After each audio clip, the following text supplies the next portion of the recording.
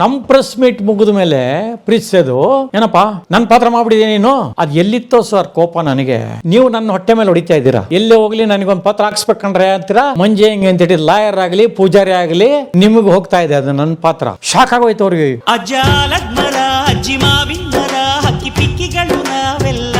ಒಂದಾಗೋಣವ ಭಯಂಕರ ಆರ್ಟಿಸ್ಟ್ಗಳು 3-4 ಡೇಸ್ ಏನೋ ಮಾತ್ರ ಇದೆ ಗೆಸ್ಟ್ ಅಪಿಯರೆನ್ಸ್ ತರ ಅಂತೇಳಿ ಹೆಚ್ಚು ಕಮ್ಮಿ ಕೋಣ ಸರ್ ಅಂತ ಹಂಗೆ ಬಿಟ್ಬಿಟ್ಟಿದ್ದು ಅವ್ರದ್ದು ರಮೇಶ್ ಪಟ್ಟದ್ದು. ನಂಗೆ ಅವೆಲ್ಲ ಗೊತ್ತಿಲ್ಲ. ನೀನ್ ಹೇಳಿದ್ ಜ್ಞಾಪಕ ನಂಗೆ ಅವ್ರದ್ದು ಕ್ಲಿಯರ್ ಅಂತ. ಅದೇನ್ ಮಾಡ್ತೀರಾ ಮಾಡ್ಕೊ ನಂಗೆ ಗೊತ್ತಿಲ್ಲ. ಮಂಜೆ ಹಿಂಗ್ ಗೋಚರ್ ಹಾಕ್ಸ್ಕೊಂಡ್ಬಿಟ್ಟು ಅವ್ನ ಲೆಕ್ಕದಲ್ಲಿ 10,000 ರೂಪಾಯಿ ಕಳಿಸ್ಬಿಡು ರಮೇಶ್ ಪಟ್ಟಿಗೆ.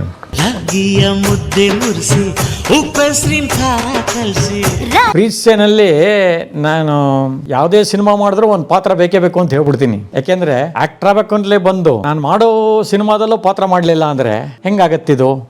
ಈಗ CBI ಶಂಕರ್ ಥ್ರೂಔಟ್ ಕ್ಯಾರೆಕ್ಟರ್.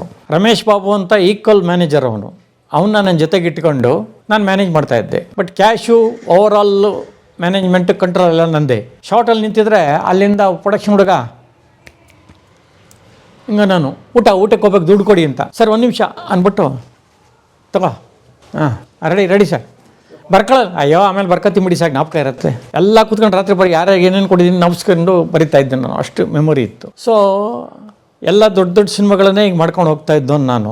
ಪ್ರೀತಿಸೇನಲ್ಲಿ ಇದ್ರಲ್ಲಿ ಯಾವ್ದು ಇಲ್ವಲ್ಲ ಕ್ಯಾರೆಕ್ಟರ್ ನಿಂಗೆ. ಏನ್ ಸರ್ ಹಂಗೆ ಆಗ್ಬಿಟ್ರೆ ಇದು ಹಿಟ್ ಪಿಕ್ಚರ್ ಇದು ಹಿಂದಿ ಡರ್ ಪ್ಲಸ್ ಉಪೇಂದ್ರ ಅಂಡ್ ಶಿವರಾಜ್ ಕುಮಾರ್, ಸೋನಾಲಿ ಬೇಂದ್ರೆ, ಅನಂತ್ ಸಾರು. ಇದು ಹಿಟ್ ಪಿಕ್ಚರ್ ಇದು 100%. ನನಗೆ ಇದ್ರಲ್ಲಿ ಒಂದು ಪಾತ್ರ ಮಾಡಿಸ್ಲೇಬೇಕು. ಸರಿ ಒಂದು ಡಾಕ್ಟರ್ ಇದೆ ಮಾಡ್ಬಿಡೋ ಅಂದ್ರು. ಸರಿ ಅಂತ ಶ್ರೀನಾಥ್ ಕಾಂಬಿನೇಷನ್ ಡಾಕ್ಟರ್ ಪಾತ್ರ, ಸೈಕಿಯಾಟ್ರಿಸ್ಟ್ ಡಾಕ್ಟರ್ ಪಾತ್ರ ಮಾಡಿದೆ. ಪಿಕ್ಚರ್ ಹಿಟ್ ಆದಮೇಲೆ ನಿಮ್ಮ ವಿಜಯ ಸಾರಥಿನ ಯಾರು ಪೇಪರ್ ರಿಪೋರ್ಟರ್. ವಿಜಯ ಸಾರಥಿ ಅವರು. ವಿಜಯ ಸಾರಥಿ ಅದೇ ಇದರಲ್ಲಿ ಸೂರ್ಯವಂಶ ಪಿಕ್ಚರ್ ಅಲ್ಲಿ ಡಾಕ್ಟ್ರು ಆಕ್ಟಿಂಗ್ ಬೇರೆ ಮಾಡ್ತಾರಲ್ಲ ಬಹಳ ಸಿನಿಮಾಗಳಲ್ಲಿ. ವಿಷ್ಣು ಸರ್ ಪಿಕ್ಚರ್ ಫಿಕ್ಸ್ ಅವರು. ವಿಷ್ಣು ಸಾರಿ ಫಿಕ್ಸು ಎಸ್ ನಾರಾಯಣ್ ಜೊತೆಗೆ. ಅವಯ್ಯ ತೋಳಿನ ಅದುಮೋದಾಗೆ ಬರೀ ವಿಷ್ಣು ಸಾರಿಗೆ ಫಿಕ್ಸ್ ಒಂದೇ ಅಲ್ಲ, ಯಾವುದೇ ಪ್ರೆಸ್ ಮೀಟ್ ಆದರೂ ಅಲ್ಲಿ ಪ್ರೊಡ್ಯೂಸರು ಮತ್ತು ಕೋ ಡೈರೆಕ್ಟ್ರು ಇಬ್ಬರ ಹತ್ರನೂ ಹೋಗ್ಬಿಟ್ಟು ಫಸ್ಟ್ ಪ್ರೆಸ್ ಮೀಟ್ ಮುಗಿದ ಕೂಡಲೇ ಅವ್ರು ಹೇಳ್ತಾ ಇದ್ದಿದೆ ನನಗೊಂದು ಪಾತ್ರ ಹಾಕಿಸ್ಲೇಬೇಕು ನೀವು ಅನ್ನೋರು. ಅದು ನನಗೆ ಗೊತ್ತು. ಜರ್ನಲಿಸ್ಟು. ಆ್ಯಕ್ಟಿಂಗ್ ಶೋ ಇದವ್ರಿಗೆ. ಸೊ ಇವಾಗ ಏನು ಮಾಡ್ಬಿಟ್ರು ನಮ್ಮ ಪ್ರೆಸ್ ಮೀಟ್ ಮುಗಿದ ಮೇಲೆ ಪ್ರೀತಿಸೋದು ಏನಪ್ಪ ನನ್ನ ಪಾತ್ರ ಮಾಡ್ಬಿಟ್ಟಿದ್ದೀನಿ ನೀನು. ನಿಮ್ಮ ಪಾತ್ರನ ಏನು ಸರ್ ಹಿಂಗೆ ಆ ಡಾಕ್ಟ್ರು ನಾನು ತಾನೇ ಮಾಡ್ಬೇಕು ಅದನ್ನ ನೀವು ಮಾಡ್ಬಿಟ್ಟಿದ್ಯಾ. ಅದು ಎಲ್ಲಿತ್ತೋ ಸರ್ ಕೋಪ ನನಗೆ. ಸರ್ ನಾನು ಪ್ರೊಫೆಷನಲ್ಲಿ ಆ್ಯಕ್ಟ್ರ್ ಆಗಬೇಕು ಅಂತ ಬಂದು ಒಂದು ದಾರಿ ಬೇಕು ಅಂತ ಮ್ಯಾನೇಜರ್ ಸೇರಿಕೊಂಡು ಮಾಡ್ತಾ ಇರೋದು. ನೀವು ಪ್ರೊಫೆಷನಲ್ಲಿ ವೃತ್ತಿಲಿ ಪತ್ರಕರ್ತರು, ನೀವು ಪ್ರವೃತ್ತಿ ಇದು ನಿಮಗೆ. ನಿಜ ಹೇಳ ನೀವು ನನ್ನ ಹೊಟ್ಟೆ ಮೇಲೆ ಹೊಡಿತಾ ಇದ್ದೀರಾ. ಎಲ್ಲೇ ಹೋಗ್ಲಿ ನನಗೊಂದು ಪತ್ರ ಹಾಕ್ಸ್ಬೇಕಂಡ್ರೆ ಅಂತೀರಾ. ಮಂಜೆ ಹಿಂಗೆ ಅಂತ ಹೇಳಿ ಲಾಯರ್ ಆಗಲಿ ಪೂಜಾರಿ ಆಗಲಿ ಇನ್ಸ್ಪೆಕ್ಟ್ರು ಡಾಕ್ಟರ್ ಆಗಲಿ ಇನ್ಸ್ಪೆಕ್ಟರ್ ಆಗಲಿ ನಿಮಗೆ ಹೋಗ್ತಾ ಇದೆ ಅದು ನನ್ನ ಪಾತ್ರ. ಶಾಕ್ ಆಗೋಯ್ತು ಅವ್ರಿಗೆ. ಎಕ್ಸ್ಪೆಕ್ಟ್ ಮಾಡಿರಲಿಲ್ಲ ಅವರು. ಸಾರಿ ಸರ್ ಅಂತೇನೋ ಅಂತ ಅಂದ್ಕೊಂಡಿದ್ರು. ನನಗೆ ಅದು ಎಲ್ಲಿತ್ತೋ ಮೈ ಹಿಂಗಂತ ಏರ್ಬಿಡ್ತು ಒಂದೇ ಸಲ. ದಬಾಯಿಸ್ಬಿಟ್ಟಿದ್ದೆ. ಆಯಿತು ಬಿಡಪ್ಪ ಮಾಡ್ಕೊ ಅನ್ನಿದ್ರು. ಹಾಗೆ ಪ್ರೀತಿಸೆ ಮಾಡುವಾಗ ಅದೊಂದು ಎಕ್ಸ್ಪೀರಿಯನ್ಸ್ ನಮಗೆ.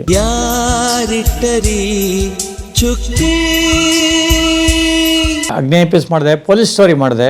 ಪೊಲೀಸ್ ಸ್ಟೋರಿನಲ್ಲಿ ಲಾಯರ್ ನಾನು. ಕೋರ್ಟಲ್ಲಿ ಸಖತ್ ಆರ್ಗ್ಯುಮೆಂಟ್, ಸುಮಾರು 1 ಪೇಜ್ ಡೈಲಾಗ್. ಪೊಲೀಸ್ ಸ್ಟೋರಿ ಅದು ಸಾಯಿ ಕುಮಾರ್ ಹಿಟ್ ಆಗಿ ಅವರಿಗೆ ಒಳ್ಳೆ ಹೆಸರು ತಂತಲ್ಲ, ಲೈಫ್ ಟರ್ನ್ ಆಗೋಯ್ತು ಅವ್ರದ್ದು ಆ ಪಿಕ್ಚರಿಂದ. ಅದರಲ್ಲಿ ತಮಿಳು ತೆಲುಗು ಎಲ್ಲ ಕಡೆ ಡಬ್ ಆಗಿ ಅದು ಎಷ್ಟೋ ಜನ ನಾ ಚೆನ್ನೈಗೆ ಹೋದಾಗ ಅವಾಗೆಲ್ಲ ಚೆನ್ನೈಗೆ ನಾವು ಡಬ್ಬಿಂಗಿಗೆ ರೆಕಾರ್ಡಿಂಗಿಗೆಲ್ಲ ಹೋಗ್ತಾ ಇದ್ವಲ್ಲ. ಸರ್ ನಿಂಗೆ ಪೊಲೀಸ್ ಸ್ಟೋರಿಲಿ ಪನ್ನೀರ್ಕಿಂಗಿಲ್ಲ ಅಂತ ಕೇಳೋರು. ಆ ಲೆವೆಲ್ಗೆ ಅದು ಹಿಟ್ ಆಗಿತ್ತು ಅದು ಅಪ್ಪ ಆ ಪಾತ್ರ. ಸೊ ಅದನ್ನು ಮಾಡಿದ್ದೆ. ಥ್ರಿಲ್ಲರ್ ಮಂಜು ಎಲ್ಲ ಇದ್ರು. ಭಾಳ ನಿಯರ್ಲಿ 40 years ಮೇಲಾಗಿದೆ ಅದು. ಹಾಗಾಗಿ ಅದ್ರದ್ದು ಬೇರೆ ಏನು ನೆನಪಿಗೆ ಬರ್ತಾ ಇಲ್ಲ. ಸ್ವಾತಿ, ವಿಕಾಸ್, ಆಲ್ಬರ್ಟ್ ಈ ಮೂವರನ್ನ ಕೊಲೆ ಮಾಡಿ ಕಾನೂನಿನ ಕಣ್ಣಿಗೆ ಮಣ್ಣು ಹಚ್ಚಿದ್ದಾನೆ. ಈ ಪಾಪಕೃತ್ಯಗಳನ್ನು ಕಣ್ಣಾರೆ ಕಂಡಂತ ಒಂದೇ ಒಂದು ಸಾಕ್ಷಿ ಸುಹಾಸ್. ಬಚ್ಚನ್ ಮಾಡಿದ್ದೀನಿ. ಆಮೇಲೆ ಹುಬ್ಳಿನಲ್ಲಿ ಆ ಮಗು ಇದಾಗಿರುತ್ತೆ, ಸಿಕ್ಕಾಕೊಂಡ್ಬಿಟ್ಟಿರುತ್ತೆ, ಅದನ್ನು ಅವ್ರು ಕಾಪಾಡ್ತಾರೆ. ಅದರಲ್ಲಿ ಮೊನ್ನೆ ಇದ್ರಲ್ಲಿ ಬಂತಂತದು ಟಿವಿನಲ್ಲಿ ಬಂತಂತೆ. ಆ ಫೋಟೋ ಹೊಡ್ಕೊಂಡ್ಬಿಟ್ಟು ತುಂಬಾ ಹೆಂಗಾಗಿದ್ದೀನಿ ಅವಾಗ. ಆ ಫೋಟೋನ ನಮ್ಮ ಅತ್ತೆ ಮಗಳು ಕಳಿಸಿ ಕೊಟ್ಟಿದ್ದಾಳೆ. ಸರ್ ಹೆಂಗಿದ್ದೀರಾ ನೀವು ಅವಾಗ ನೋಡಿ ಸರ್ ಇದು ಅಂದ್ಬಿಟ್ಟು ಫೋಟೋ ಕಳಿಸಿ ಹೇಳ ಅವಳು. ಅತ್ತೆ ಮಗಳು. ಅತ್ತೆ ಮಗಳು. ಅದು ತುಂಬಾ ಚೆನ್ನಾಗಿದೆ. ಅದು ಎಲ್ರಿಗೂ ಎಲ್ಲಾನು ಕೂಡ ದೇವರು ನಿನ್ನಂಥ ಒಳ್ಳೆಯವನಿಗೆ ಜ್ಞಾಪಕ ಶಕ್ತಿ ಜೊತೆಗೆ ಗೌರವನ ಸಿಗೋ ಹಾಗೆ ಮಾಡ್ತಾನೆ. ಆ ನಂಬಿಕೆ ನನಗಿದೆ. ಹಾಸ್ಟೆಲ್ ಏನಾಗ್ತಿತ್ತು, ಒಂಥರ ನಾನೇ ಹೀರೋ ಅಲ್ಲಿ. ಇಲ್ಲಿ ಯಾವ ಹಾಸ್ಟೆಲಲ್ಲಿ? ಮಾಧ್ವ ಹಾಸ್ಟೆಲ್ ಅಂತ, ಉಡುಪಿ ಮಾಧ್ವರದ್ದು. ಆಕ್ಚುಲಿ ಅಲ್ಲಿ ಬಿಗಿನಿಂಗ್ ಅಲ್ಲಿ ನಾನು ಓದ್ತಾ ಇದ್ದ ಕಾಲದಲ್ಲಿ ರೂಮು, ಬಿಸಿನೀರು, ಕಾಫಿ, ತಿಂಡಿ, ಊಟ ಎಲ್ಲ ಸೇರಿ ಬರೀ 50 ರೂಪಾಯಿ. ಶಾರದಾ ವಿಲಾಸ್ ಕಾಲೇಜ್ ಪಕ್ಕದ ಕಾಂಪೌಂಡೇ, ಅದರ ಪಕ್ಕದಲ್ಲಿ ಸಂಕೇತಿ ಹಾಸ್ಟೆಲ್ ಇದೆ, ಅಲ್ಲಿನ ಒಂದು ಮಾಧ್ವ ಹಾಸ್ಟೆಲ್ ಇದ್ದಿದ್ದು. ಬಿಗಿನಿಂಗಲ್ಲಿ ಅವರು ಬರೀ ಮಾಧ್ವ ಹುಡುಗರಿಗೆ, ಮಾಧ್ವ ಬ್ರಾಹ್ಮಣ್ಸಿಗೆ ಮಾತ್ರ ಅಂತ ಮಾಡಿದ್ರಂತೆ. ಆಮೇಲೆ ಏನಾಯಿತು, ಬ್ರಾಹ್ಮಣರ ಮೇಲೆ ಎಲ್ಲ ಒಂದೇ, ಅವರು ಡೊನೇಷನ್ ಕೊಡ್ತಾರೆ, ಇವರು ಕೊಡ್ತಾರೆ ಅಂಥೇಳಿ ಬೇರೆಯವ್ರಿಗೂ ಅವಕಾಶ ಕೊಡೋಕ್ಕೆ ಶುರು ಮಾಡಿದ್ದಾರೆ.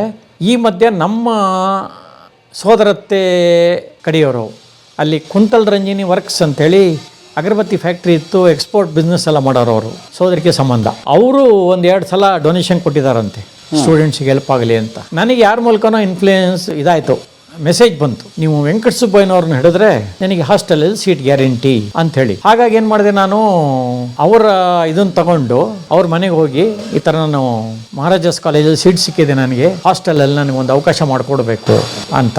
ಆವಾಗ ಗೊತ್ತಾಯಿತು ನನಗೆ, ಅಲ್ಲಿ ಉಪನಯನ ಆಗಿದ್ದರೆ ಮಾತ್ರ ಸೇರಿಸ್ತಾರೆ ಹಾಸ್ಟೆಲಲ್ಲಿ. ನನಗೇನು ಉಪನಯನ ಆಗಿರಲಿಲ್ಲ. ಆವಾಗ ನಾನು ಇನ್ನೂ 9th ಪಾಸ್ ಮಾಡಿದ್ದೆ. 10th ಮೈಸೂರಿಗೆ ಹೋಗ್ಬಿಡ್ಬೇಕು ಅಂತ ಪ್ಲ್ಯಾನ್ ಮಾಡಿದ್ದು ನಾನು. ಸರಿ, ಏನು ಮಾಡಿದೆ, ಹಾಗಾದ್ರೆ ಒಂದು ಕೆಲಸ ಮಾಡೋಣ, ಇಲ್ಲಿ ಹೆಂಗೂ TC ತಗೊಂಡು ಆಗೋಗಿದೆ. ಯಾರೋ ಹೇಳಿದ್ರು ಹಾಸನ ಚೆನ್ನಾಗಿದೆ ಅಂತ. ಸರಿ, ಹಾಸನಕ್ಕೆ ಹೋಗ್ಬಿಟ್ಟು ಮುನ್ಸಿಪಲ್ ಸ್ಕೂಲ್ ಅಂತ ಒಂದಿತ್ತು ಬಸ್ ಸ್ಟ್ಯಾಂಡ್ ಹತ್ರನೇ, ಅಲ್ಲಿ ಹೋಗಿ ಸೇರಿಕೊಂಡೆ. ಅಲ್ಲೋಗಿ ಸೇರಿಕೊಂಡು ಸ್ವಲ್ಪ ದಿನ RS ಕಾರ್ಯಾಲಯದಲ್ಲಿ ಇದ್ದೆ, ಒಂದು ಸ್ವಲ್ಪ ದಿನ ರೂಮ್ ಮಾಡ್ಕೊಂಡಿದ್ದೆ. ಹಂಗಾಗಿ SLC ಎಲ್ಲ ಮುಗಿಸ್ದೆ. ಅಷ್ಟೊತ್ತಿಗೆ ಉಪನಯನೂ ಮಾಡ್ಕೊಂಡ್ಮೇಲೆ ಮತ್ತೆ ಇವಾಗ ಅಪ್ರೋಚ್ ಮಾಡಿದೆ, ಈಗ ಉಪನಯನೂ ಆಗಿದೆ, ನಿಮ್ಗೆ ನನಗೊಂದು ಸೀಟ್ ಕೊಡಿಸ್ಬೇಕು ನೀವು ಮಾಧ್ವ ಹಾಸ್ಟೆಲಲ್ಲಿ ಅಂತ. ಭಾಳ ಸ್ಟ್ರಿಕ್ಟ್ ಆಗಿದೆ ಅಂತಲ್ಲಿ, ಪ್ಲಸ್ ಕಡಿಮೆ ರೇಟ್ ಇದೆ ಅಂತ. ಅವರು ಒಂದು ಲೆಟ್ರ್ ಬರ್ಕೊಟ್ರು, ವೆಂಕಟ ಸುಬ್ಬಯ್ಯನವರು, ಸೋದರಿಕೆ ಸಂಬಂಧ. ಸರಿ, ಅವರ ವೆಂಕಟ ಸುಬ್ಬಯ್ಯನವರ ಮೊಮ್ಮಗಳನ್ನೇ ಶ್ರೀನಾಥ್ ಅವ್ರ ಮಗನಿಗೆ ಕೊಟ್ಟಿರೋದು, ಪ್ರಣಯ ರಾಜ ಶ್ರೀನಾಥ್ ಅವ್ರ ಮಗನಿಗೆ ಕೊಟ್ಟಿರೋದು. ಸೊ ಅವ್ರ ಇನ್ಫ್ಲೂಯೆನ್ಸ್ ಮೇಲೆ ಅಲ್ಲಿ ಹಾಸ್ಟೆಲಲ್ಲಿ ಸೀಟ್ ಸಿಕ್ತು. ಅಲ್ಲಿ ಮತ್ತೆ ನನ್ನ ಆ್ಯಕ್ಟಿವಿಟೀಸ್ ಸ್ಟಾರ್ಟ್ ಆಗೋಯ್ತು. ಅಲ್ಲಿ ನಾನೇ ಸೆಕ್ರೆಟ್ರಿ, ಯಾವುದಕ್ಕೆ, ಕರಿಕ್ಯುಲರ್ ಸೆಕ್ರೆಟ್ರಿ, ಸಾಂಸ್ಕೃತಿಕ ಸೆಕ್ರೆಟರಿ ನಾನು. ನಾಟಕ ಮಾಡಿಸೋದು, ಅದರಲ್ಲಿ ಮುಖ್ಯವಾದ ಪಾತ್ರ, ಏಕಪಾತ್ರಾಭಿನಯ, ವಿವಿಧ ವಿನೋದಾವಳಿ, ಆಮೇಲೆ ಫೋಟೋಗ್ರಫಿ ಕಾಂಪಿಟೇಷನ್ನು, ಸಿಂಗಿಂಗು. ನನಗೇನು ಹಾಡುಗಾರಿಕೆ ಶಾರೀರ ಚೆನ್ನಾಗಿಲ್ಲ ಏನಿಲ್ಲ, ಆದರೂ ಸೆಕೆಂಡ್ ಪ್ರೈಸ್ ಒಂದು ಸಲ. ಯಾವುದು ಅಂದರೆ ಈ ಸ್ವಾಭಿಮಾನದನ್ನಲ್ಲೇ ಹಾಡಿದಿಲ್ಲ, ಅದನ್ನು ನಮ್ಮ ಊರ ಮೇಲೆ ಒಂದು ಇದನ್ನು ಬರೆದಿದ್ದೀವಿ. ನಮ್ಮದು ಕೂದುವಳ್ಳಿ ಅಂತ ಊರ ಹೆಸರು. ಕೂದುವಳ್ಳಿಯ ಶಾಲೆ ಕಲೆಯ ಬಲೆಯ ಮಾಲೆ, ನೋಡರದರಲ್ಲಿ ಕಾಣದಂತಿದೆ ಏನ ಬಣ್ಣಿಸಲಿ ನನ್ನ ಕೂದುವಳ್ಳಿಯ ಶಾಲೆ, ಸ್ವಾಭಿಮಾನದ ನಲ್ಲೇ ರೀಮಿಕ್ಸು. ಅದೇ ಥರ ಸೇಮ್ ಟ್ಯೂನಲ್ಲಿ ಒಂದು ಹಾಡು ಬರೆದಿದ್ದೀವಿ. ಇದನ್ನು ಹಾಡ್ಬಿಟ್ಟೆ. ಅದು ಹೆಂಗೋ ಕಾಕತಾಳೀಯವಾಗಿ ಸೆಕೆಂಡ್ ಪ್ರೈಸ್ ಅದಕ್ಕೂ. ಬಾಕಿದು ಇನ್ನೇನು ವಿವಿಧ ವಿನೋದಾವಳಿ, ಆಶುಭಾಷಣ ಸ್ಪರ್ಧೆ, ಆಮೇಲೆ ನಾಟಕ ಎಲ್ಲದರಲ್ಲೂ ನಾನೇ ಫಸ್ಟು. ಒಂದಿಷ್ಟಿತ್ತು ಸರ್ಟಿಫಿಕೇಟ್ಸ್ ನನ್ನ ಹತ್ರ. ಇದನ್ನ ಈಗಲೇ ಇಲ್ಲಿ ಹೊತ್ಕೊಂಡು ಹೋಗಲಿ ನಾ ಬೆಂಗಳೂರಿಗೆ ಅಂತ ಹೇಳ್ಬಿಟ್ಟು ನಮ್ಮ ಅತ್ತಿಗೆಗೆ ಹೇಳ್ಬಿಟ್ಟು ನಮ್ಮ ಊರಲ್ಲಿ ಕೂದುವಳ್ಳಿ ಅಂತ ಚಿಕ್ಕಮಗಳೂರು ಹತ್ರ ಅಲ್ಲಿ ಇಟ್ಟು ಬಂದಿದ್ದೆ. ಅದು ಪ್ಲಸ್ ಇನ್ನು ಕೆಲವು ಮೊಮೆಂಟೋಗಳು ಎಲ್ಲ ಇಲಿ ಕಡಿಯತ್ತೆ ಅಂದ್ಬಿಟ್ಟು ಹಾಳಾಗಿ ಹೋಗುತ್ತೆ ಅಂತ ನಮ್ಮ ಅತ್ತಿಗೆ ಏನು ಮಾಡಿದ್ದಾರೆ, ತೊಗೊಂಡೋಗಿ ಬೆತ್ತಲು ಮನೆ ಇದಕ್ಕೆ ಹಾಕ್ಬಿಟ್ಟು ನೀರು ಕಾಯಿಸ್ಬಿಟ್ರು. ಅದ್ರ ವ್ಯಾಲ್ಯೂ ಅವ್ರಿಗೆ ಏನು ಗೊತ್ತಿದೆ ಪಾಪ. ಹಾಗಾಗಿ ಎಷ್ಟೋ ರೆಕಾರ್ಡ್ಸ್ಗಳು ಹೊರಟೋಯ್ತು ನಂದು. ಸೊ ಅಲ್ಲಿ ನಾಟ್ಯಗಳು ಮಾಡ್ಕೊಂಬರ್ತಾ ಇದ್ದೆ. ರಾಮಸ್ವಾಮಿ ಅಯ್ಯಂಗಾರನ ಶೂಟ್ ಮಾಡಕ್ ಬಳಸಿದ ಗನ್ ಹಾಗೂ ಫಿಂಗರ್ ಪ್ರಿಂಟ್ ರಿಪೋರ್ಟ್ ಇದೆ ಅನ್ನೋದನ್ನ ಮರ್ತಂತಿದೆ. ಅಲ್ಲಿ ಎಷ್ಟು ಸ್ಟ್ರಿಕ್ಟ್ ಆಗಿತ್ತು ಅಂತಂದ್ರೆ, ಅವರು ನೈಟ್ 9 ಗಂಟೆಗೆಲ್ಲ ಗೇಟ್ ಹಾಕ್ಬಿಡೋರು ಬೀಗ. ಅಲ್ಲಿ ಗೇಟ್ ಎದುರುಗಡೆನೇ ಅವ್ರ ಮನೆ, ಈ ಕಡೆ ಫುಲ್ಲು ಹಾಸ್ಟೆಲ್ಲು, ಇದು ಗೇಟ್ ಎದುರುಗಡೆನೇ ವಾರ್ಡನ್ ಮನೆ. ಅವ್ರು ಅಬ್ಸರ್ವ್ ಮಾಡ್ತಾನೆ ಇರೋರು, ಯಾರು ಲೇಟಾಗಿ ಬಂದರೆ ಇದು ಮಾಡಿದ್ರೆ ಅಂತ. ನಾವು ಹಂಗೆ ಒಂದು ಸಲ ಒಂದು ಪಕ್ಕದಲ್ಲೇ ನಮ್ಮದು ಗಣೇಶ ಥಿಯೇಟ್ರ್ ಅಂತ ಇದೆ, ಅಲ್ಲಿಂದ ಭಾಳ ಹತ್ತಿರದಲ್ಲಿ ಬಲ್ಲಾಳ್ ಸರ್ಕಲ್ ಹತ್ರ. ಬರೀ ಇಂಗ್ಲೀಷ್ ಪಿಕ್ಚರ್ ಹಾಕೊಂಡು ಮತ್ತಲ್ಲ ಅವನು. ನಾವು ಇಂಗ್ಲೀಷ್ ಪಿಕ್ಚರ್ಗೆ ಹೋಗ್ಬಿಡ್ತಾಯಿದ್ದು, ಬೇಗ ಮುಗಿಯುತ್ತಲ್ಲ 1.5 hour. ಸೊ 12 ಒಳಗೆಲ್ಲ ಮುಗಿದೋಗ್ಬಿಡೋದು. ಸೊ ಬಂದುಬಿಡ್ತಿದ್ದು. ಒಂದು ಸಲ ಬಂದಿದ್ದೀವಿ, ಬೀಗ ಏನೇನು ಮಾಮೂಲಿ 10 ಗಂಟೆಗೆ ಹಾಕ್ಬಿಟ್ಟಿದ್ದಾರೆ, ಕಾಂಪೌಂಡ್ ಜಂಪ್ ಮಾಡ್ತಾಯಿದ್ದೀವಿ, ನೋಡಿಬಿಟ್ರು ವಾರ್ಡನ್ ಕಿಟಕಿಯಿಂದ ಹೊರಗಡೆ ಬಂದು ಫುಲ್ ಬೆಂಡು. ನಾನು ಇವತ್ತೇ ಪತ್ರ ಹಾಕುತ್ತೇನೆ, ಇಂಥ ಹುಡುಗರು ನನಗೆ ಬೇಕಿಲ್ಲ, ಕಳಿಸ್ಬಿಡ್ತೀನಿ ನಿಮ್ಮನ್ನು ಅಂತ. ಅದೇನಾದ್ರು ಮನೆಗೆ ಹೊರಟೋಯ್ತು ಅಂದರೆ ದೊಡ್ಡ ರಾಮಪಾಯಣ ಹೋಗುತ್ತೆ. ಸಾರಿ ನಿಮಗೆ ಗೊತ್ತಲ್ಲ ಸರ್, ನಾಟಕಗಳು ಅದು ಇದು ಎಲ್ಲ ಮಾಡ್ತಾಯಿದ್ದೀನಿ ನಾನಿಲ್ಲಿ. ನನಗೆ ಸ್ವಲ್ಪ ಸಿನಿಮಾ ಹುಚ್ಚು, ಸಿನಿಮಾ ಆ್ಯಕ್ಟ್ರ್ ಆಗಬೇಕು ಅಂತಲೇ ನಾನು ಇರೋದು. ಹಾಗಾಗಿ ಸಿನಿಮಾ ನೋಡೋಕೆ ಹೋಗ್ಬಿಟ್ಟೆ ಸರ್, ದಯವಿಟ್ಟು ಇನ್ನು ಹೋಗಲ್ಲ ಸರ್, ಕಾಗದ ಎಲ್ಲ ಹಾಕೋಕೆ ಹೋಗ್ಬೇಡಿ ಸರ್ ಅಂತ ರಿಕ್ವೆಸ್ಟ್ ಮಾಡಿ ಆಯ್ತು ಇದೇ ನಿಮಗೆ ಕೊನೆ ಇದು ಅಂತ ಹೇಳಿದರು. ಅವ್ರದ್ದು ಸ್ಟೈಲ್ ಹೆಂಗಿತ್ತು ಅಂದರೆ ಒಂದು ಸಲ ಇವಾಗ ಸ್ವಲ್ಪ ಮರ್ತೋದಂಗಾಗಿದೆ, ಅವ್ರ ಥರನೇ ಇಮಿಟೇಟ್ ಮಾಡಿ ಮಿಮಿಕ್ರಿನಲ್ಲಿ ಫಸ್ಟ್ ಪ್ರೈಸ್ ತೊಗೊಂಡಿದ್ದೆ. ಕಾಲೇಜಲ್ಲಿದ್ದಾಗ ಸೈಲಾಸ್ ಮಾನ್ನರ್ ಅಂದ್ಬಿಟ್ಟು ನಮ್ಮ ಮೈಲಾರ್ ರಾವ್ ಅಂತ ಒಬ್ಬರು ಫೇಮಸ್, ಅದು ಹೇಳಿದ್ರಿ, ಅದು ಹೇಳಿದ್ದೀನಿ, ಮೈಲಾರ್ ರಾವ್ ಚೆನ್ನಾಗಿ ಮೈಲಾರ್ ರಾವ್. ಅದೇ ಥರ ಇವರು ನಮ್ಮ ವಾರ್ಡನ್ ಏನು ಮಾಡೋರು, ಅಲ್ಲಿ ಓದ್ತಾ ಇದ್ದಲ್ಲ ಆಲ್ಮೋಸ್ಟ್ ಇಂಜಿನಿಯರಿಂಗ್, ಡಾಕ್ಟರ್ಸ್, ಆಮೇಲೆ MCom, MSc ಆ ಥರ ಓದ್ತಿರೋವಂಥವ್ರು ದೊಡ್ಡ ದೊಡ್ಡ ಸ್ಕಾಲರ್ಸ್ಗಳೇ ಅಲ್ಲಿ ಇದ್ದಿದ್ದು ನಮ್ಮ ಹಾಸ್ಟೆಲ್ನಲ್ಲಿ. BA ಓದ್ತಿದ್ದೋನು ನಾನು ಒಂದಿಬ್ಬರು ಮಾತ್ರ. ಸೊ ಅವರು ಅಷ್ಟು ದೊಡ್ಡ ದೊಡ್ಡ ಇದರಲ್ಲಿ ಓದ್ತಾ ಇರೋರಿಗೆ ಡೈರೆಕ್ಟಾಗಿ ಬೈಯಕ್ಕೆ ಕಷ್ಟ ಅವರಿಗೆ.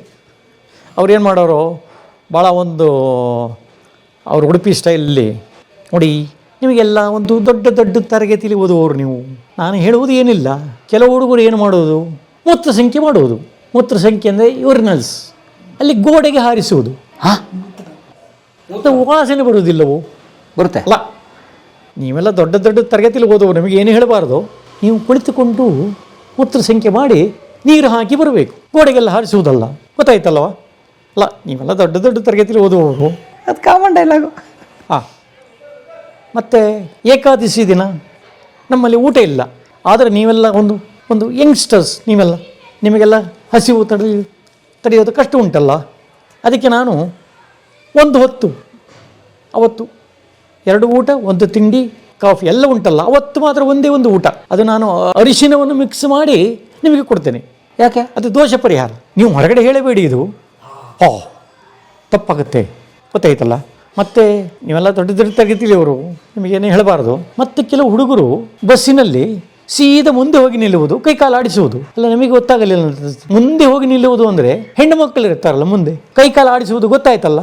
ಇದು ನನಗೆ ವಿದ್ಯಾರಣ್ಯ ಟ್ಯುಟೋರಿಯಲ್ ಪ್ರಿನ್ಸಿಪಾಲರೇ ಹೇಳಿದ್ದು.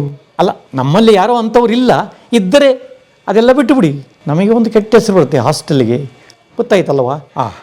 ಮತ್ತು ಪ್ರೇಯರ್ ಯಾಕೆ ನೀವು ಬರುವುದಿಲ್ಲ? ಅಟೆಂಡೆನ್ಸ್ ಹಾಕಿದ್ರು ಕೈ ಕೊಡ್ತೀರಿ ನೀವು ನಾಳೆಯಿಂದ ಪ್ರೇಯರ್ಗೆ ಬರಲಿಲ್ಲ ಅಂದರೆ ಕಾಫಿ ಕಟ್ಟು, ಮತ್ತೆ ಬರಲಿಲ್ಲ ಅಂದರೆ ಟಿಫನ್ ಕಟ್ಟು, 3ನೇ ದಿನವೂ ಬರದಿದ್ದರೆ ಊಟ ಕಟ್ಟು, ನಾನು ಹೋಟೆಲ್ಲೇ ತಿದ್ದುಕೊಡ್ತೀನಿ ಅಂತ ನೀವು ಉದ್ದಟತನ ಮಾಡಿದರೆ ನನಗೆ ಅಂಥ ಹುಡುಗರು ಬೇಡ, ನಾನು ಪತ್ರ ಹಾಕಿ ಮನೆಗೆ ಕಳಿಸ್ತೇನೆ. ಟೋಟಲ್ ಕಟ್ಟು. ನೀವೆಲ್ಲ ದೊಡ್ಡ ದೊಡ್ಡ ತರಗತಿಯಲ್ಲಿ ಓದುವವರು, ನಿಮಗೆ ಹೇಳಬೇಕಾದ್ದೇನಿಲ್ಲ, ಗೊತ್ತಾಯ್ತಲ್ವಾ?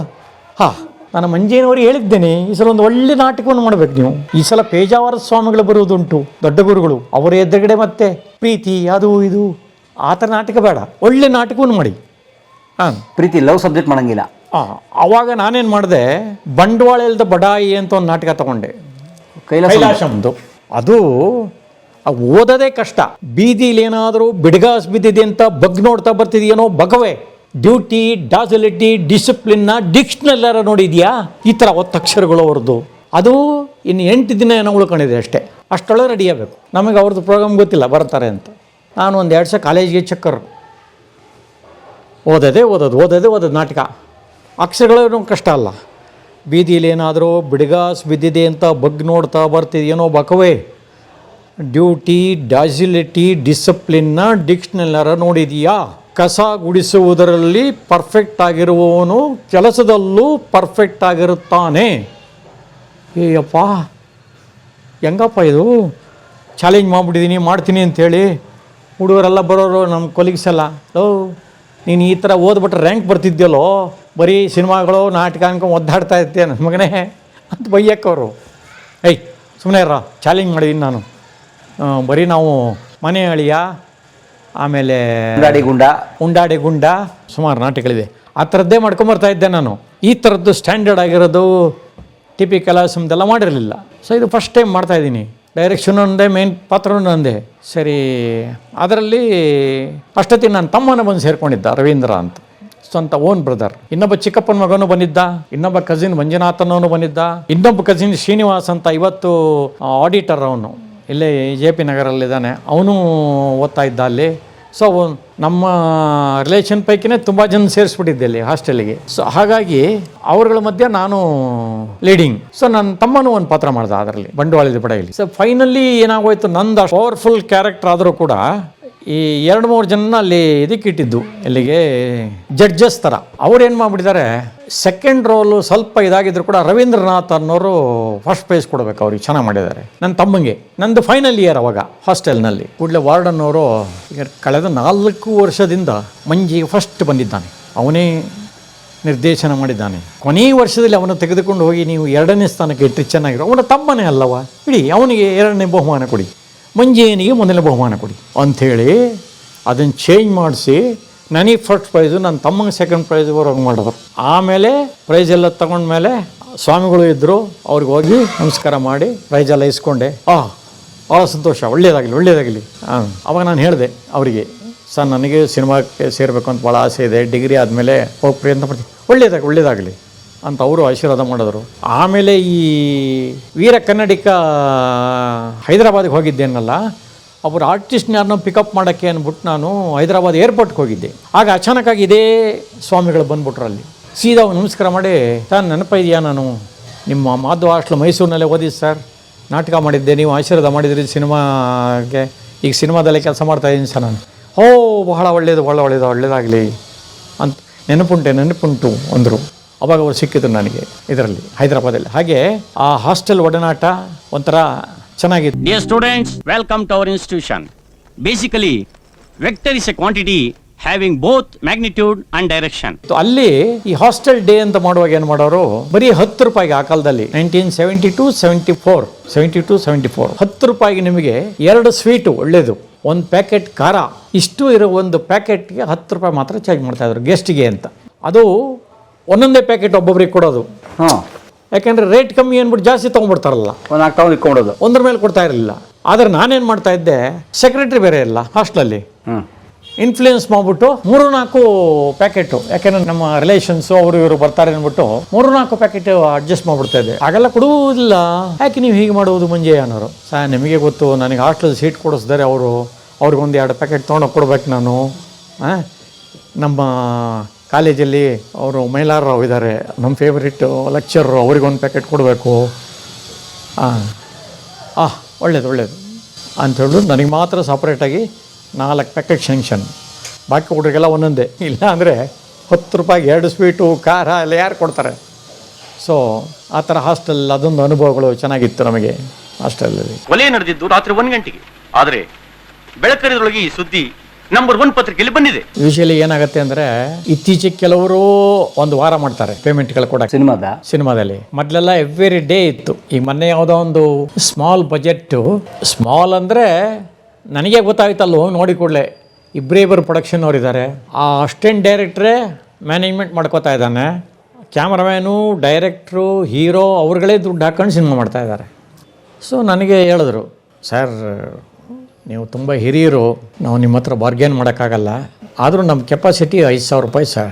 ಅಷ್ಟು ಸಣ್ಣ ಸಿನಿಮಾ 5,000 ಆಫರ್ ಕೊಟ್ಟಿದ್ದಾರಲ್ಲ, ಅದು ಒಂದೇ ಸೀನ್ ಇದೆ, ಕನ್ನಡ ಮತ್ತು ತೆಲುಗು ಮಾಡ್ತಾ ಇದ್ದಾರೆ ಅವರು. ನೀವು ತೆಲುಗು ಡೈಲಾಗ್ ಬೇಕಾದ್ರೆ ಹೇಳ್ಬೋದು ಸರ್, ಇಲ್ಲಾಂದ್ರೆ ನಾವು ಡಬ್ ಮಾಡ್ಕೋತೀವಿ, ತೊಂದರೆ ಇಲ್ಲ, ಮತ್ತು ಅದಕ್ಕೆ ಎಕ್ಸ್ಟ್ರಾ ಕೊಡೋಕ್ಕಾಗಲ್ಲ. ಯೋಚನೆ ಮಾಡಿದೆ, ಸರ್ ಅಲ್ಲಿ ಹೋದ್ಮೇಲೆ ಪೊಸಿಷನ್ ನೋಡೋಣ, ಆಯಿತು ಬರ್ತೀನಿ ಬಿಡಿ ಅಂದೆ. ಭೂಮಿಕಾ ಸ್ಟುಡಿಯೋಲ್ಲಿ ಶೂಟಿಂಗ್ ಹೇಳ್ದಂಗೆ ಅಲ್ಲೇ ಇಬ್ಬರು ಪ್ರೊಡಕ್ಷನ್ ಅವರಿದ್ದಾರೆ. ಜನ್ರೇಟರ್ ಅಂತೂ ಬೇಕಲ್ಲ, ನಿಲ್ಲಿಸ್ಕೊಂಡಿದ್ದಾರಲ್ಲ ಸಣ್ಣ ಪುಟ್ಟ ಲೈಟಿಗೆ ಅಂತ, ಎಲ್ಲ ಅವ್ರವ್ರು ಅಡ್ಜಸ್ಟ್ ಮಾಡ್ಕೋತಾರೆ. ಅವ್ನು ನನಗೆ ಫೋನ್ ಮಾಡ್ದಾನೆ, ಅಸಿಸ್ಟೆಂಟ್ ಡೈರೆಕ್ಟ್ರು ಸ್ಕ್ರಿಪ್ಟ್ ತಗೊಂಡು ಕೊಟ್ಟ. ಹೌದಪ್ಪ ಇವರೇ ಎಲ್ಲ ಮಾಡ್ತಾ ಇದ್ದಾರೆ ಈಗ, ಒಂದೇ ಸೀನ್ ಅವ್ರು ಹೇಳ್ದಂಗೆ. ಆಮೇಲೆ ಕಾಸ್ಟ್ಯೂಮ್ ಕೂಡ ಅವರೇ ಕೊಟ್ಟರು, ಇಲ್ಲಾಂದ್ರೆ ಬಾಕಿಯವರೆಲ್ಲ ನೀವೇ ತೊಗೊಂಬನ್ನಿ ಅಂತಾರೆ. ಸರಿ ನೋಡಿದ ಮೇಲೆ ಇನ್ನೂ ಚೆನ್ನಾಗಿರಲ್ಲ. ಓಕೆ, ಮೊನ್ನೆ ಒಂದು ಸಿನಿಮಾ, ದೊಡ್ಡ ಸಿನಿಮಾದವರೇ ಬರೀ 4 ಅಂತ ಕೂತ್ಕೊಂಡಿದ್ರು, ಯಾಕೆ ಇವ್ರ ಹತ್ರ ಅರ್ಗ್ಯೂ ಮಾಡೋದು ಅಂತ ಸುಮ್ಮನಾದೆ. ಆಮೇಲೆ ಕೆಲವೆಲ್ಲ ಲಾಂಗ್ ಶಾಟ್ ಇಟ್ಟಿದ್ದೀನಿ, 2 ಮಾತ್ರ ಕ್ಲೋಸಪ್ ಬರುತ್ತೆ, ಅದನ್ನು ನೀವು ತೆಲುಗು ಹೇಳೋದಾದ್ರೆ ಹೇಳಿ ಸರ್, ಇಲ್ಲ ನಾನು ಡಬ್ ಮಾಡಿಸ್ಕೋತೀನಿ. ಇನ್ನು ಅದಕ್ಕೋಸ್ಕರ ಮತ್ತು ಪೇಮೆಂಟ್ ನಮಗೆ ಕೊಡೋಕ್ಕಾಗಲ್ಲ ಸರ್ ಅಂದರು. ಭಾಳ ದೈನ್ಯತೆಯಿಂದ ಕೇಳ್ಕೊಂಡ್ರು. ಮಾಡಿದೆ. మీకోసం అమ్మాయి చూస్తున్నావప్పా, మంచి అమ్మాయి చూస్తున్నావు, ಬೆಳ್ಳಿ చేసుకోదానికి ಅಂತೇನೋ ಇತ್ತು. ಅದು ಹೇಳಿದೆ. ಹೇಳ್ಬಿಟ್ಟು ಆಯ್ತು ಸ್ವಾಮಿ ನಿಮ್ಮ ಇಷ್ಟ. ಅವರು ಡೈರೆಕ್ಟ್ರು, ಹೋಗಿ ಬನ್ನಿ ಸರ್, ತುಂಬ ಥ್ಯಾಂಕ್ಸ್, ನಿಮ್ಮ ಹತ್ರ ಮಾಡಿದ್ದು ಭಾಳ ಖುಷಿ ಆಯಿತು. ಸೀನಿಯರ್ ಆರ್ಟಿಸ್ಟು, ನಿಮ್ಮನ್ನು ಕಲಾ ಮಾಧ್ಯಮದಲ್ಲಿ ನೋಡ್ತಾ ಇದ್ದೀವಿ ನಿಮ್ಮ ಇಂಟರ್ವ್ಯೂನೆಲ್ಲ. ನಾನು ಕ್ಯಾಮ್ರಾಮ್ಯಾನು ದಿನ ನೋಡ್ತೀವಿ ಸರ್ ರೂಮಲ್ಲಿ, ತುಂಬ ಚೆನ್ನಾಗಿ ಬರ್ತಾಯಿದೆ ಅಂತೆಲ್ಲ ಹೇಳಿದ್ರು. ಹೇಳಿ ಸರ್ ಅಂತ ಹಿಂಗಂದರು. ಟೈಂಗ್ ಒಂದು ಸೌಂಡ್ ಬಂತು, ನೋಡಿದ್ರೆ ಇಮಿಡಿಯೇಟ್ ಟ್ರಾನ್ಸ್ಫಾರ್ಮ್. 15 ದಿವಸ 20 ದಿವಸ ಇಲ್ವೇ ಇಲ್ಲ ಸರ್, ಸ್ಪಾಟಲ್ಲಿ ಕೊಟ್ಟು ಕಳಿಸ್ಬಿಟ್ರು. ಇನ್ನೊಂದು ಸಿನಿಮಾ ಮಾಡಿ ನಾವಾಗೆಲ್ಲ 1 ತಿಂಗಳಾಯಿತು, ಈ ತಿಂಗಳು 25 ಹೊತ್ತಿಗೆ ಹಾಕ್ತಾರಂತೆ. ಹಾಗೆ ಕೆಲವು ಸಲ ಸಣ್ಣ ಸಿನಿಮಾ ಆದರೂ ಕೂಡ ಅವ್ರು ಭಾಳ ಒಂದು ಪ್ರೀತಿ ವಿಶ್ವಾಸದಿಂದ ಕೊಟ್ಟು ಕಳಿಸ್ತಾರೆ. ಅವಾಗ ನಾವು 1,000 ಕಮ್ಮಿ ಆದರೂ ಮಾಡ್ಬಿಡ್ತೀವಿ. ಈ ಯಾವ ಥರ ಇವರು ಸ್ಪಾಟಲ್ಲಿ ಕೊಟ್ಟು ಕಳಿಸಿರೋ, ಕೆಲವರು ವಾರಗಟ್ಟಲೆ ಮಾಡ್ತಾರೆ, ಕೆಲವರು ತಿಂಗಳಗಟ್ಟಲೆ ಮಾಡ್ತಾರೆ. ಬಟ್ ತಿಂಗಳಗಟ್ಟಲೆ ಈಗ ಯಾರು ನಿಲ್ಲಲ್ಲ, ಮ್ಯಾಕ್ಸಿಮಮ್ 1 ವೀಕ್. ಬಿಗಿನಿಂಗಲ್ಲಿ ರಾಕ್ಲೈನ್ ಕಂಪ್ನಿಲೂ ಎವ್ರಿ ಡೇ ಸೆಟ್ಲ್ ಮಾಡಿಬಿಡ್ತಾ ಇದ್ರು, ಅವತ್ತೇ. ಆದರೆ ಒಂದು ಕಂಪ್ನಿಗೆ ಹೆಸರು ಬಂದ ಮೇಲೆ ಏನಾಯಿತು, ನಮಗೂ ಒಂದು ಲೆಕ್ಕ ಸಿದ್ದಂಗೆ ಆಯ್ತು, ವಾರಕ್ಕೊಂದ್ಸಲ ಮಾಡ್ಬಿಡಪ್ಪ ಅಂದರು, ವಾರಕ್ಕೊಂದ್ಸಲ ಇಟ್ಕೊಂಡ್ರು. ಯಾರು ಕೇಳ್ತಾ ಇರಲಿಲ್ಲ, ಯಾಕೆಂದ್ರೆ ಎಲ್ಲರಿಗೂ ಗ್ಯಾರಂಟಿ ಕಂಪ್ನಿ ವಾರಕ್ಕೊಂದ್ಸಲ. ನಾನು ಈ ಪ್ರತಿ ದಿವಸ ಇದ್ದಾಗ ಏನಾಗುತ್ತಿತ್ತು, ಸುಮಾರು ಕೆಲವರು ಏನು ಮಾಡ್ತಾರೆ, 6 ಗಂಟೆ ಪ್ಯಾಕಪ್ ಆಗುತ್ತೆ ಅನ್ನೋದು 5 ಗಂಟೆಗೆ ಶುರು ಮಾಡ್ತಾರೆ. 6 ಗಂಟೆ ಪ್ಯಾಕಪ್ ಅನೌನ್ಸ್ ಮಾಡ್ರು, ಇಲ್ಲಿ ಪೇಮೆಂಟ್ ಮುಗ್ದಿರಲ್ಲ. ಸರ್ ಟೈಮ್ ಆಯ್ತು, ನಮಗೆ ಕೊಡಿ ಸರ್, ನಮಗೆ ಕೊಡಿ ಸರ್, ಇಚಿ ಬಂದು ಹಾಕ್ಬಿಡ್ತಾರೆ. ನಾವು ಪ್ರೋಗ್ರಾಮ್ ಹೇಳಿ ಕಳ್ಸೋದು, ಆರ್ಟಿಸ್ಟ್ಗಳಿಗೆ ಗಾಡಿಗಳು ಸೆಟಪ್ ಮಾಡಿ ಕಳಿಸ್ಕೊಡೋದು, ಇಲ್ಲಿ ಪೇಮೆಂಟ್ ಮಾಡೋದು, ಈ ಥರ ಸಮಸ್ಯೆಗಳಾಗತ್ತೆ. ಅದಕ್ಕೆ ಏನು ಮಾಡಿದೆ, 3 ಗಂಟೆಗೆ ಕೊಡೋಕ್ಕೆ ಶುರು ಮಾಡಿಬಿಟ್ಟೆ ಪೇಮೆಂಟ್. ಸೊ ಅವಾಗ ಏನಾಗುತ್ತೆ, ನಿಧಾನವಾಗಿ ವೋಚರ್ಗಳೆಲ್ಲ ಫಿಲಪ್ ಮಾಡಿ ಅವ್ರ ಹತ್ರ ಸೈನ್ ಹಾಕೊಂಡು ಒಬ್ಬೊಬ್ಬನ್ನೇ ಕರೆದು ಅವ್ನು ಕ್ಲಿಯರ್ ಮಾಡಿ ಅದನ್ನೆಲ್ಲ ಕರೆಕ್ಟಾಗಿ ಜೋಡಿಸ್ಕೊಂಡು ಎಲ್ಲ ಬರೆದು ರೆಡಿ ಮಾಡೋದ್ರೊಳಗೆ 5:05 ಮುಕ್ತಾಯ ಆಗೋಗುತ್ತೆ. ಆಮೇಲೆ ಟಕ ಅಂತ ಯಾರಿಗೆ ಬೇಕು ಪ್ರೋಗ್ರಾಮ್ ಹೇಳ್ಬಿಟ್ಟು 6 ಗಂಟೆ ಪ್ಯಾಕಪ್ ಅಂದ್ಕೊಳ್ಳ 5 ನಿಮಿಷದೊಳಗಡೆ ಎಲ್ಲ ಡಿಸ್ಪರ್ಸ್ ಆಗ್ಬಿಡ್ಬೋದು ನಾವು. ಸುಧಾಕರ್ ಅಂತ ಗೊತ್ತಾ, ಹೇಳಿದ್ದೀನಲ್ಲ ನಿಮಗೆ ಬೇಕಾದ ಸಲ, ಸುಧಾಕರ್. ಅವನು ಒಂದು ಸಬನ್ ಕೂಗಾಡ್ಬಿಟ್ಟ ನನ್ನ ಮೇಲೆ. ಆಮೇಲೆ ಗಜ್ಜಿ ಬಿಜಿ ಆಗೋದು, ಎಲ್ರಿಗೂ ಕ್ಲಿಯರ್ ಮಾಡಿ ನಾವು ಪ್ರೊಡಕ್ಷನ್ ಅವ್ರಿಗೆ ಕೊಡೋದ್ರೊಳಗೆ 7 ಗಂಟೆ ಆಗೋಗುತ್ತೆ. ನಾನು ತಲುಪೋದು 8:15 ಆಗುತ್ತೆ ಸರ್, ನಮಗೆ ಅದನ್ನು ಕೊಡಬೇಕು ಇದನ್ನು ಕೊಡಬೇಕು ಅಂತ ಶುರು ಮಾಡ್ತಾರೆ. ಆಯಿತು ಕೊಟ್ಕೊಂಡ್ರೆ ಆಯ್ತು ಬಿಡಿ. ನೋಡಿ ಏನೋ ಕೇಳಿರಿ, ಏನೋ ಹೇಳ್ಬಿಡ್ತೀಯ ನೀನು, ಇರೋ ವಿಷಯ ಹೇಳ್ತಿರೋ ಸರ್. ಕರೆಕ್ಟ್ 6ಕ್ಕೆ ಪ್ಯಾಕಪ್ ಆದಾಗ ಕೆಲವು ಹತ್ತಿರ ಲೊಕೇಶನ್ ಇರೋರು ಮನೆಗೆ ಡ್ರಾಪ್ ಮಾಡೋಗೋದಕ್ಕೆ 7:15 ಒಳಗೆ ಆಗೋಗುತ್ತೆ. ಅವಾಗ ಕಾರ್ನವರಿಗೆ ಅಪ್ ಟು 8 o'clock ಡ್ರಾಪಿಂಗ್ ಒಳಗಡೆ ಆಯಿತು ಅಂದರೆ ಎಕ್ಸ್ಟ್ರಾ ಹಾಕಬಾರ್ದು ಅಂತಿದೆ. ಅವರು 9 ಗಂಟೆ ಆಯಿತು ಅಂತ ಚಾರ್ಜ್ ಹಾಕ್ತಾರೆ 3 ಅವರ್ದು. ಕೊಡಿ ಪರವಾಗಿಲ್ಲ, ನನಗೇನು ಏನೋ ಹೇಳಿರಿ, ಏನೋ ಹೇಳ್ಬಿಡ್ತೀಯಪ್ಪ ನಿನ್ನಿಷ್ಟ ಅನ್ನಿದ್ದ. ಬಟ್ ಆಮೇಲೆ ಏನಾಗೋಯ್ತು, ವಾರಕ್ಕೊಂದ್ಸಲ ಆಗೋಯ್ತು. ವಾರಕ್ಕೊಂದ್ಸಲ ಆದಾಗ ಏನಾಯಿತು, ಎಲ್ಲ ಫುಲ್ ರೆಡಿ ಮಾಡ್ಬಿಟ್ಟು ನಾನು ಯಾರ್ಯಾರೇ ಚೆಕ್ಕು ಯಾರ್ಯಾರೇ ಕ್ಯಾಶು ಎಲ್ಲ ಡಿವೈಡ್ ಮಾಡಿ, ಆಲ್ಮೋಸ್ಟ್ ಚೆಕ್ಗಳೇ ಹೆಚ್ಚಿಗೆ ಕೊಡ್ತಾ ಇದ್ದಿತ್ತು, ಎಲ್ಲ ಸಾಲ್ಟ್ ಔಟ್ ಮಾಡಿ ರೆಡಿ ಮಾಡಿ ತೊಗೊಂಡೋಗಿ ಕೊಡ್ತಾಯಿದ್ದು. ನಿನ್ನೆ ತಾನೇ 1 ವಾರ ಮುಗಿತಲ್ವೇನೋ, ಇವತ್ತಾಗಲೇ ತಂದುಬಿಟ್ಟಿದ್ಯಾ ಅನ್ನೋರು ಸಾರು ಎಲ್ಲ ಕೇಳ್ತಾ ಇದ್ದಾರೆ ಸರ್. ಅವರು ಕೆಲವ್ರಿಗೆ ಕಷ್ಟ ಇರುತ್ತೆ, ಎಷ್ಟೋ ಜನ ಇದನ್ನೇ ನಂಬ್ಕೊಂಡು ಬದುಕ್ತಾ ಇರ್ತಾರೆ. ನೋಡಿ ಸ್ವಲ್ಪ ಕೊಟ್ಟು ಪೇಮೆಂಟ್ ಕೊಡ್ಸರ್ಲಿ, ಮನ್ನಾ ಕಣಯ್ಯ ನೀನು ಅನ್ನೋರು. ಮನ್ನಾ ಪೇಮೆಂಟ್ ಕೊಡ್ಸರ್ಲಿ ನೀನು ಮನ್ನಾ ಅಂತ ರೇಗಿಸೋರು ವೆಂಕಟೇಶ್ ಸರ್. ಕಂಪ್ನಿ ಬಗ್ಗೆ ಒಳ್ಳೆಯ ಹೆಸರಿದೆ, ನಿಮ್ಮ ಬಗ್ಗೆ ಒಳ್ಳೆಯ ಹೆಸರಿದೆ. ಇವತ್ತು ಕೊಟ್ಟರು ಒಂದೇ, ನಾಳೆ ಕೊಟ್ಟರು ಒಂದೇ. ಅವ್ರಿಗೆ ಏನೇನು ಸಮಸ್ಯೆಗಳಿರುತ್ತೆ ಕೊಟ್ಬಿಡಿ ಸರ್. ಆಯ್ತು ಕೊಡು ಅಂತ ಇಸ್ಕೊಂಡು ಟಕ ಅಂತ ಸೈನ್ ಹಾಕಿ ಯಾರ್ಯಾರು ಚೆಕ್ಕು ಯಾರ್ಯಾರು ಕ್ಯಾಶು ಡಿವೈಡ್ ಮಾಡಿಬಿಟ್ಟು, ಇಷ್ಟು ಜನಕ್ಕೆ ಮಾತ್ರ ಕ್ಯಾಶ್ ಕೊಡು, ಇವರಿಗೆಲ್ಲ ಚೆಕ್ಗಳು ಕೊಟ್ಬಿಡು ಅಂತ ಕೊಟ್ಬಿಡೋರು. ಅಥವಾ ತುಂಬ ಸಣ್ಣದು ಯಾವ್ದಾರ ಇದ್ದರೆ 500, 1000 ಈ ಥರದ್ದು ಅವತ್ತು ಬಂದಿದ್ದವ್ರದ್ದು ಇನ್ನೇನೋ ಇತ್ತು ಅಂತ ಇಟ್ಕೊಳ್ಳಿ, ಕ್ಯಾಶ್ ಕೊಟ್ಬಿಡೋ ಇಷ್ಟು ಜನಕ್ಕೆ ಅಂತ ಕಳಿಸ್ಬಿಡೋರು. ಹಾಗೆ ಪೇಮೆಂಟ್ಗಳು ಮಾಡ್ಕೊಂಡು ಅಡ್ಜಸ್ಟ್ ಮಾಡ್ಕೊಂಡು ಬರ್ತಾಯಿದ್ದೆ ಅವ್ರ ಕಂಪ್ನೀಲಿ. ನನಗೆ 108 ಕೆಲಸ ಇದೆ, ಹೋಗಿ ಅಕೌಂಟೆಂಟ್ನ ನೋಡು. ಒಂದು ಸಲ ಒಂದು 10,000 ರೂಪಾಯಿಗೆ ಸ್ವಲ್ಪ ಒಂಚೂರು ಮನಸ್ಸಾಪ ಆಗೋಯ್ತು. ಒಂದಾಗೋಣ ಬಾ ಅಂತ ಕಾಣುತ್ತೆ. ತುಂಬ ಜನ ಆರ್ಟಿಸ್ಟ್ ಅದರಲ್ಲಿ ಕಂಡಬಟ್ಟೆ, ನಿಮಗೆ ಗೊತ್ತಿರಬೇಕು. ಒಂದಾಗೋಣ ಬಾ ಭಯಂಕರ ಆರ್ಟಿಸ್ಟ್ಗಳು, ಕೆಲವ್ರದ್ದೆಲ್ಲ ಇಷ್ಟಿಷ್ಟು ಅಂತ ಫಿಕ್ಸ್ ಆಗೋಗಿತ್ತು, ಎಲ್ಲ ಆಗಿತ್ತು. ಇವ್ರದ್ದು ಮಾತ್ರ ಒಂಚೂರು 3-4 ಡೇಸ್ ಏನೋ ಮಾತ್ರ ಇದೆ, ಗೆಸ್ಟ್ ಅಪಿಯರೆನ್ಸ್ ಥರ ಅಂಥೇಳಿ ಹೆಚ್ಚು ಕಮ್ಮಿ ಕೋಣ ಸಾರ್ ಅಂತ ಹಂಗೆ ಬಿಟ್ಬಿಟ್ಟಿದ್ದು ಅವ್ರದ್ದು. ಯಾರ್ದು? ರಮೇಶ್ ಭಟ್ದು. ನಾನು ಎಲ್ಲರದ್ದು ಲಿಸ್ಟ್ ಮಾಡಿದೆ, ಇಷ್ಟಿಷ್ಟು ಆಗಿದೆ, ಇಷ್ಟು ಮಾತಾಡಿರೋದು, ಇಷ್ಟು ಕೊಟ್ಟಿದ್ದೀವಿ, ಕ್ಯಾಶಲ್ಲಿ ಎಷ್ಟು ಕೊಟ್ಟಿದ್ದೀವಿ, ಚೆಕ್ ಎಷ್ಟು ಕೊಟ್ಟಿದ್ದೀವಿ, ಇನ್ನಿಷ್ಟು ಬ್ಯಾಲೆನ್ಸ್, ಅದರ ಕಡೆಗೆ ಈಗ ಇಷ್ಟು ಬ್ಯಾಲೆನ್ಸ್ ಕೊಡಬೇಕಾಗಿರೋದು. ಯಾಕೆಂದರೆ ಇನ್ನೂ ಒಂದು ಶೆಡ್ಯೂಲ್ ಇರೋದ್ರಿಂದ ಇಷ್ಟು ಇವಾಗ ಕೊಡಬೇಕು ಅನ್ನೋ ಥರ 5 ಕಾಲಮ್ ಆ ಥರ ಪ್ಲ್ಯಾನ್ ಮಾಡಿ ಕೊಟ್ಟಿದ್ದೆ. ಇವ್ರದ್ದು ಫೈನಲ್ ಅಮೌಂಟು ಎಷ್ಟು ಮಾತಾಡಿರೋದು, ಇನ್ನೆಷ್ಟು ಬ್ಯಾಲೆನ್ಸ್ ಅಂತ ತೋರ್ಸೋಕ್ಕೆ ಅಲ್ಲಿ ಏನು ಬರೆದಿಲ್ಲ, ಆ ಥರ ಆಗೋಯ್ತು. ಸೊ ಸರ್ ಒಬ್ರದ್ದು ಮಾತ್ರ ಪೆಂಡಿಂಗ್ ಇದೆ ಸರ್, ರಮೇಶ್ ಭಟ್ದು, ಇದೇನು ಕೊಡ್ತಾರೆ ಕೊಟ್ಟಿರಿ ಪರವಾಗಿಲ್ಲ ಅಂತ. ಸರಿ ಅಂತ ಒಂದು 10,000 ರೂಪಾಯಿ ಕೊಟ್ಬಿಡಿ ಈಗ ಅಂತ ಕೊಟ್ಟರು. ಅಲ್ಲಿಗೆ 40 ತಲುಪಿಬಿಟ್ಟಿದೆ ಅವರಿಗೆ. ಮತ್ತೆ ಫೈನಲ್ ಕೊಡ್ಬೇಕಲ್ಲ, ಯಾವಾಗೇನೋ ಫೈನಲ್ ನಿನ್ನ ಅವ್ರದ್ದು ಕ್ಲಿಯರ್ ಆಗೋಯ್ತು ಅಂತ ಹೇಳಿದ ನಾಪ್ಕಲ್ಲಪ್ಪ, ಏನೋ ಕನ್ಫ್ಯೂಷನ್. ಫೈನಲ್ ಮತ್ತೆ ಕೊಡುವಾಗ ಒಂದು 50-60 ಸೆಟ್ಲ್ ಮಾಡೋಣ ಅಂತ ನಮ್ಮ ಪ್ಲ್ಯಾನಿಂಗ್ ಇದ್ದಿತ್ತು. ನಂಗೆ ಅವೆಲ್ಲ ಗೊತ್ತಿಲ್ಲ, ನೀನು ಹೇಳಿದ ನಾಪ್ಕ ನನಗೆ ಅವ್ರದ್ದು ಕ್ಲಿಯರ್ ಅಂತ, ಅದೇನು ಮಾಡ್ತೀರಾ ಮಾಡ್ಕೊ, ನಂಗೆ ಗೊತ್ತಿಲ್ಲ. ಅವ್ರಿಗೆ ಇನ್ನು 10 ಕೊಡಲೇಬೇಕು. ಕಡೆಗೆ ಏನು ಮಾಡ್ಬಿಟ್ರು, ಲೇಡಿ ಒಬ್ಬರಿದ್ದರು, ಅವ್ರನ್ನ ಕರೆದ್ಬಿಟ್ಟು ಅಮ್ಮ ಮಂಜೆ ಹಿಂಗೆ ವೋಚರ್ ಹಾಕ್ಸ್ಕೊಂಬಿಟ್ಟು ಅವ್ನ ಲೆಕ್ಕದಲ್ಲಿ 10,000 ರೂಪಾಯಿ ಕಳಿಸ್ಬಿಡು ರಮೇಶ್ ಭಟ್ಗೆ. ನೀನು ಹೇಳಿದ್ಯಪ್ಪ ಕ್ಲಿಯರ್ ಅಂತ, ನಾನೇನು ಮಾಡೋಕ್ಕಾಗಲ್ಲ. ಇದೊಂದು ವಿಷಯದಲ್ಲಿ ಹಿಂಗೆ ಆಗೋಯ್ತಲ್ಲ ತಲೆ ಬಿಸಿ. ಸರಿ ಒಳ್ಳೆ ಮೂಡಿದ್ದಾಗ ಕನ್ವಿನ್ಸ್ ಮಾಡಿದ್ರಾಯ್ತು, ಈಗ ಇದು ಮಾಡಿ ಪ್ರಯೋಜನ ಇಲ್ಲ ಆರ್ಗ್ಯೂ ಮಾಡಿ ಅಂತ ಸುಮ್ಮನಾಗ್ಬಿಟ್ಟೆ. ಸರಿ ಆಮೇಲೆ ಮೋಸ್ಟ್ಲಿ ಮಜಾ ಫಿಲಮ್ ಸ್ಟಾರ್ಟ್ ಆಯ್ತು, ತಮಿಳು. ನೀನೇ ಅಲ್ಲಿ ಕ್ಯಾಶ್ ಗೀಶ್ ಎಲ್ಲ ನೋಡ್ಕೊಳ್ಳೋ, ಅಲ್ಲಿ ಮಡ್ರಾಸ್ನವ್ರು ಇರ್ತಾರೆ, ಒಂದಿಬ್ಬರು, ಸುಧಾಕರ್ನ ಇರ್ತಾನೆ. ಆಮೇಲೆ ಅಲ್ಲಿ ಪೊಲಾಚಿನಲ್ಲಿ ಒಬ್ಬರು ಮ್ಯಾನೇಜರ್ ಇದ್ದಾರೆ, ಮಾಲಿಂಗಮ್ ಅಂತ, ಅವರು ಇರ್ತಾರೆ. ನೀನು ಕ್ಯಾಶ್ ನೋಡ್ಕೊಂಬಿಡು. ಬೇಡ ಬೇಡಿ ಸರ್, ಸುಮ್ಮನೆ ಮಿಸ್ಅಂಡರ್ಸ್ಟ್ಯಾಂಡಿಂಗ್ ಯಾಕೆ ನನಗೆ. ಯಾಕೋ ಏನಾಯ್ತು? ನೀನು ಸರ್ ತಿನ್ನಲಿಲ್ಲ ಉಣ್ಲಿಲ್ಲ 10,000 ರೂಪಾಯಿ ಹೋಯ್ತಲ್ಲ ಸರ್ ಅದಕ್ಕೆ. ಯಾಕೋ? ಇದು ಹಿಂಗೆ ಆಗಿತ್ತು ಸರ್ ನ್ಯೂಸು. ನೋಡಿ ಸರ್, ಎಲ್ಲ ಕಾಲಮು ಹಳೆದು ನೋಡಿ ಸರ್, ಇಟ್ಟಿದ್ದೀನಿ ಹಂಗೆ ಜೆರಾಕ್ಸು. ಎಲ್ಲರದ್ದು ಫಿಕ್ಸ್ ಆಗಿದೆ, ಫೈನಲ್ ಇವ್ರದ್ದು ಆಗಿತ್ತು ಸರ್. ಹೆಚ್ಚು ಕಮ್ಮಿ ನೋಡಿ ಕೊಡು ಅಂತ ಅವರೇ ಹೇಳಿದರು. ಅವ್ರು ಎಷ್ಟು ತಗೋತಾರೆ ಅಂತಲೂ ಹೊರಗಡೆ ಗೊತ್ತು. ನನಗೆ 10,000 ರೂಪಾಯಿ ಕಟ್ ಮಾಡಿಬಿಟ್ರಲ್ಲ ಸರ್. ಬಡಪಾಯಿ ನಾನು ಯಾಕೋ ಹೋಗ್ಲಿ, ಈ ಕ್ಯಾಶ್ ಸವಾಸನೆ ಬೇಡ ಸರ್, ನಾವು ಮಾಡಲ್ಲ. ಬುದ್ಧಿ ಬರಲಿ ನಿಂಗೆ ಅಂತ ಮಾಡಿದ್ದು. ಆಯಿತು, 10,000 ರೂಪಾಯಿ ಚೆಕ್ ಬರೆಯಮ್ಮ ಇವನಿಗೆ ಅಂತ ವಾಪಸ್ ಕೊಟ್ಟು, ಆಯಿತು ಬಾ. ಅವಾಗೆಲ್ಲ ಅದಕ್ಕೆ ಮುಂಚೆ ಇಲ್ಲಿ ನಾನು ಸಿನಿಮಾಗಳು ಮಾಡಿದ್ರೆ 25ರಿಂದ ಸ್ಟಾರ್ಟ್ ಆಗಿ ಪ್ರೀತಿಸೇ ಹೊತ್ತಿಗೆ 50,000ಕ್ಕೆ ತಲುಪಿ ಹತ್ತತ್ರ ಟೋಟಲ್ ಫಿಲ್ಮಿಗೆ 75ಕ್ಕೆ ಟಚ್ ಆಗಿದ್ದೆ. ಅಂದರೆ ಒಂದು ಇಡೀ ಸಿನಿಮಾ ಇಡೀ ಸಿನಿಮಾ ಮ್ಯಾನೇಜ್ಮೆಂಟಿಗೆ. ಅಲ್ಲಿ ಮ್ಯಾನೇಜರ್ಗಳು 4-5 ಜನ ಇದ್ದಾರೆ, ಎಲ್ಲ ಇದೆ. ಇದ್ರೂ ಕೂಡ ನೀನು ಬರೀ ಕ್ಯಾಶ್ ಹ್ಯಾಂಡ್ಲ್ ಮಾಡೋ, 75 ಫಿಕ್ಸ್ ಹೋಗು, ಆಮೇಲೆ ನೋಡ್ಕೊಂಡು ನಾನು ಹೆಚ್ಚು ಕಮ್ಮಿ ನಿಂಗೆ ಕೊಡ್ತೀನಿ ಅಂದರು. ಹಾಗಾಗಿ ಮತ್ತೆ ತಮಿಳ್ ಪಿಕ್ಚರ್ಗೆ ಹೋದೆ. ಅಲ್ಲಿ ಆ ಥರ ಕೆಲವು ಸಲ ವಿತೌಟ್ ಅವರ್ ನಾಲೆಡ್ಜ್ ಈ ಥರ ಒಂಚೂರು ಏನೋ ಮಿಸ್ಅಂಡರ್ಸ್ಟ್ಯಾಂಡಿಂಗ್ ಹೊಡೆದ್ಬಿಟ್ರೆ ಅದು ಕಷ್ಟ ಆಗ್ಬಿಡುತ್ತೆ. ಆ ಥರ ಒಂದಾಗಿದ್ದರೆ ಎಲ್ಲ ಚಿಂತೆಗೆ ಜಾಗ ಇಲ್ಲ. ನಮ್ಮ ಪರಮೇಶ್ವರ್ ಅವ್ರು ಮಾಡ್ತಕ್ಕಂಥ ಎಲ್ಲ ವಿಡಿಯೋಗಳನ್ನ ತಪ್ಪದೆ ನೋಡಿ, ಸಬ್ಸ್ಕ್ರೈಬ್ ಮಾಡಿ, ಬೆಲ್ ಬಟನ್ ಒತ್ತದ ಮರಿಬೇಡಿ.